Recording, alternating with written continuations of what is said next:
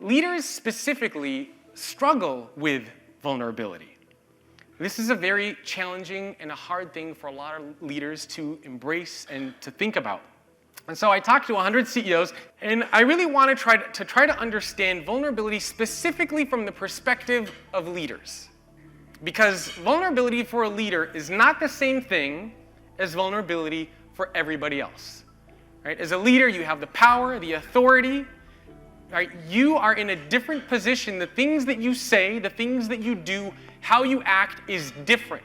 So vulnerability specifically for leaders is not the same as it is for everyone else. And in fact, one of the things that I believe that we need is not vulnerability, it's vulnerable leadership. And there is a difference, and that is largely what I want to talk to you about today. Now, to kind of illustrate my point, does anybody recognize who these two people are? So the first one is Hollis Harris. He is the former CEO of Continental Airlines. And in August of 1985, I believe it was, he sends out a memo to his employees. And he says, we're at war with external forces, we're at war inside the company is going down, pray for the future of the company. That's the message he sends out. The day after, he's fired. The other CEO that you see there is Doug Parker, the CEO of American Airlines, who actually just stepped down. And I interviewed Doug Parker, and he actually told me this story of Hollis Harris. And he said, you know, what Hollis did was vulnerable, but there was no leadership.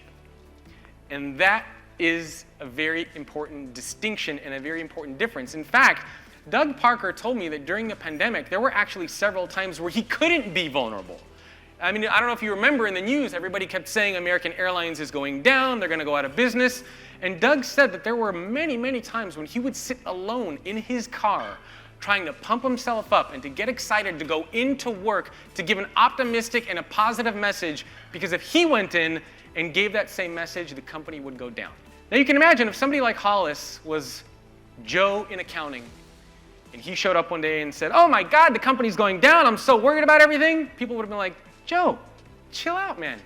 Let's go out for lunch, relax, everything's fine, you got nothing to worry about.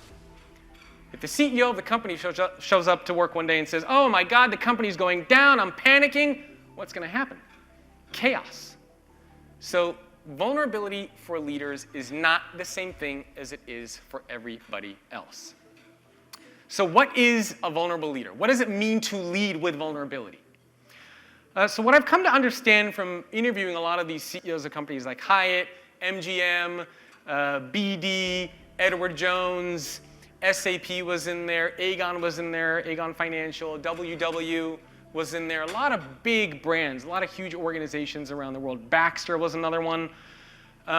And so what I've come to understand from a lot of those conversations, and I would ask them, what does being a vulnerable leader mean to you? And the definition that I came up with is a leader who intentionally opens themselves up to the potential of emotional harm, but while taking action to create a positive outcome. While taking action to create a positive outcome is the difference between vulnerability and vulnerable leadership. It is the action that you take.